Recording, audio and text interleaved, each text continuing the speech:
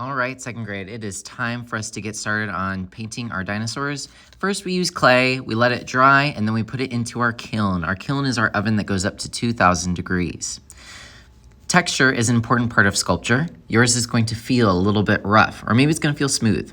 Take a look at this image. I want you to notice that there's omnivores, carnivores, and herbivores. Who wants to raise their hand and explain the difference between these three? For most animals, you can tell if they're a herbivore or a carnivore just by looking at them. Could anyone raise their hand and tell us the clue that they see in this image of a giraffe? That would tell us it's probably a herbivore. And here's a picture of me when I wake up in the morning. Just kidding, it's a picture of a lion. But there's a clue about a lion that tells you that it's a carnivore. Could anyone raise their hand? Alrighty guys, so hopefully you picked up your watercolor and your dinosaur should be out. We'll pick these up in a moment. You guys are gonna get a choice of how you want to color your dinosaur. You could use watercolors. The problem is that these don't show up very well. I have another version of paint called tempera paint. Inside your palette, you have a paintbrush. Like I said, you can use watercolors, or you can use it for another version of paint called tempera.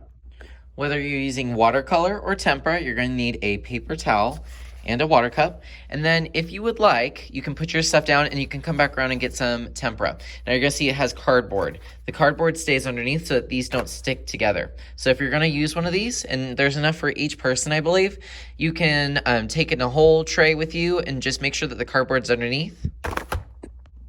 Okay, so like I said, you can use watercolor or tempera, or maybe you wanna use both, but let's do a little test so you can see what I mean. So I'm going to take my water, get my brush wet. I'm gonna use a little bit of green. So if I stir, and I'm just gonna paint a little bit of mine green. And I'm gonna let this sit there and we're gonna examine it after it's dried. So it's dried for a little bit. What you're gonna notice is it's very light. Now you could go back in, try to get a little bit more color, stir, stir, stir until it's sticky, and then make it a little bit darker. But it's still probably gonna dry pretty darn light. So there's some pros and cons. If you use the watercolor, you obviously get more color choices. But if you use the tempera, you will get a brighter color. So I have some secondary colors here, mostly secondary. Blue is not secondary, but the other ones are secondary, which means that they're in between the primaries. If I take my brush, dip, let it drip, and then dry off because I'm using a new color, I can actually use one of these. It's kind of like a hockey puck. You're gonna take the water and you're going to stir. And you have to stir at least 20 times. So I'm gonna count real quick. 1, 2, 3, 4, 5, 6, 7, 8, 9, 10, 11, 12, 13, 14, 15, 16, 17, 18, 19, 20. Now you don't have to count out loud. I'm just counting so that you know I counted 20 times around that hockey puck. And then look at the coverage. That is one pigmented paintbrush. Now, who says yours has to be a green dinosaur? It could be pink, blue, orange, teal, purple, or maybe it has stripes. But the more you stir, the more pigmented your color will be. Look at the difference. Meh versus I'm gonna go ahead and paint most of my dinosaur. I want you to get all of those little nooks and crannies. I don't wanna see any white spots. This took a long time for me to get out of the kiln. I want you to pay me back by giving it some really nice painting. All right, here's something you're gonna encounter. If you look closely, you're gonna see all these little white dots. Yes, I do want you to get those. But Mr. Bofa, how do I do that? You're gonna have to get nosy with it.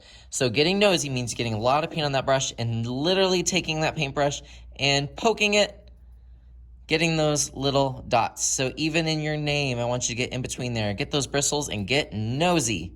What's in there? Don't leave it white. As that dries very quickly, if I go back in the water, switch colors, I can actually add colors on top of it. So maybe I want my spine armor to be purple. So go around, round, round, round, round, round, round. When you're ready, you can add colors on top of it. And now I'm obviously rushing because I want y'all to get started, but think about maybe poking some little eyes for your dinosaur.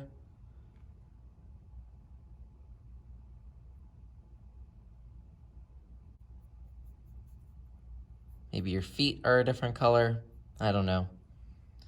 But anyway, once you're done, leave it on your table because it's time for you to clean up. You'll put your paintbrush in the water just for a moment, clean it off, And then remember, I don't keep your paintbrush. You're gonna keep it in your paint tray. Now your paint trays, I don't want them back today.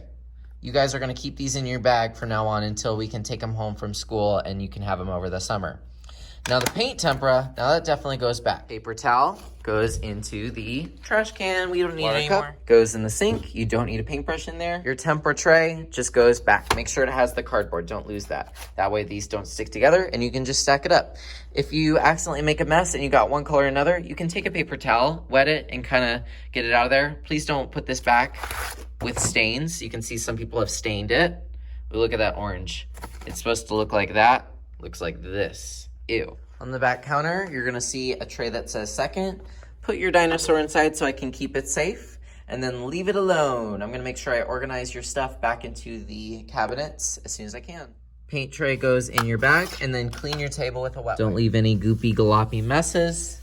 If you finish early, you can do some free draw, so no need to rush. Have a wonderful day.